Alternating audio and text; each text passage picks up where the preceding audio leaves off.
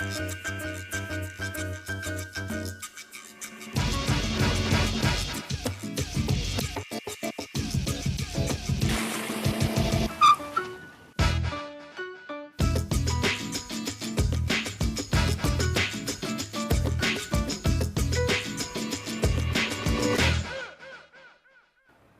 so we're here at Boxberg to check out some of the cutting-edge technology from Bosch, not just in the car and two-wheeler space, but also in bikes like these, which have kind of cutting-edge technology. If you look at the driver assist available on this, different modes, turbo, sport in terms of the pedal pressure that you want to apply.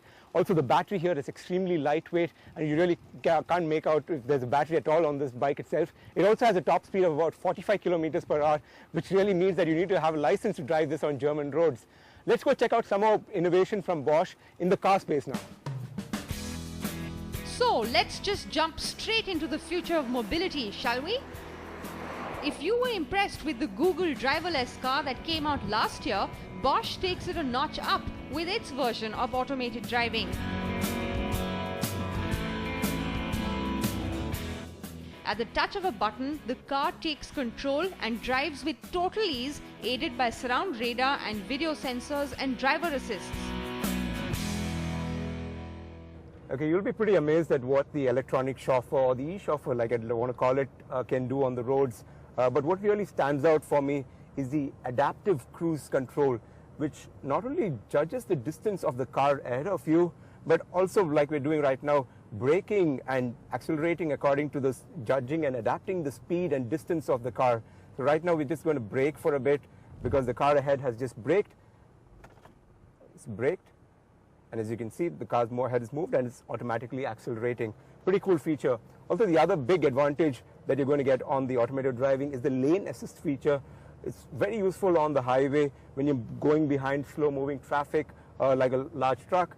It automatically changes the lane and makes that overtaking very smooth. Bosch expects these electronic chauffeurs to be market ready by the end of the decade, essentially for European and US markets. Don't think it's replacing our Indian drivers very soon though.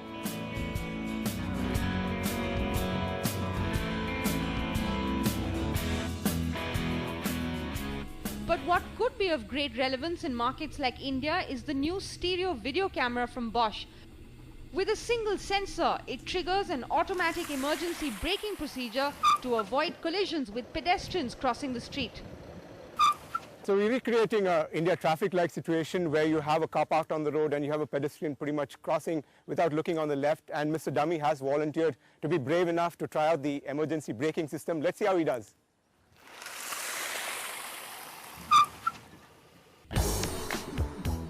But wait, there's more. A construction zone driver assist that allows for hands-free driving in tight, crowded lanes.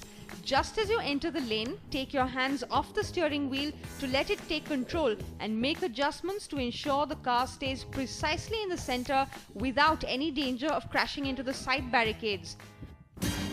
We also managed to get a glimpse of the new electrical powertrains being developed by Bosch, and also put the new plug-in hybrid engine for larger cars to the test on the oval Boxberg track. Bosch says the large cars with regular combustion engines will not meet the stricter Euro emission guidelines for 2020 and expects car makers to equip their cars with these high-performance hybrid systems. But even Bosch admits electromobility is still some time away, and for now it will be the petrol direct injection systems and the common rail diesel injection system that will be their focus, especially in markets like India and China.